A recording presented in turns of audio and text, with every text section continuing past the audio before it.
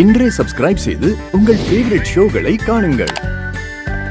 அந்த தெய்வ சக்தி உள்ள வைரத்தால தான் துர்காவால மாரியா மாற முடியும், தன்னை மாரியா இந்த உலகத்துக்கு தெரியப்படுத்திக்க முடியும்னு இருக்கும்போது துர்கா ஏன் அத இத்தனை நாளா பண்ணல? கரெக்டான பாயிண்ட் சிஸ்டர். ஏன் பண்ணல? ஐயோ மறுபடியும் முறைக்குது. ஏதோ தெரியாம கேட்டுட்டேன் சிஸ்டர். சொல்லுங்க சிஸ்டர். அப்போ அந்த வைரம் இருக்கிற இடம் துர்காவுக்கு தெரியல. Correct sister. அந்த வைரம் துர்கா கையில கிடைக்கிறதுக்கு முன்னாடி நம்ம கைக்கு கிடைக்கணும்.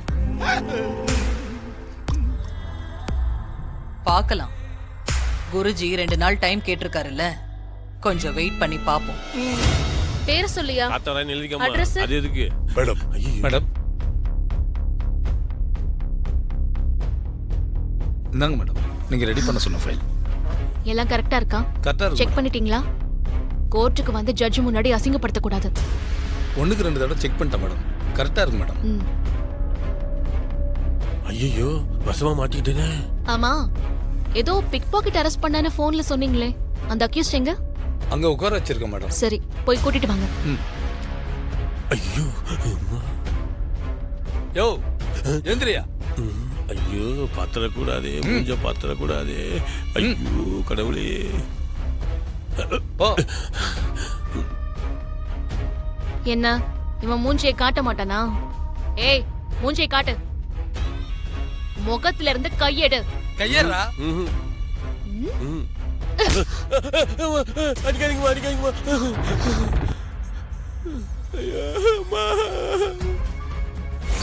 எப்படி சார் அமைதியா இருக்க முடியும்? என் பொண்ணோட வாழ்க்கையே போயிடுச்சு சார். இவளை யார் சார் கல்யாணம் பண்ணிக்குவாங்க? நீயா? மேடம் ஏற்கனவே இருந்தாலும் தெரியுமா மேடம் உங்களுக்கு?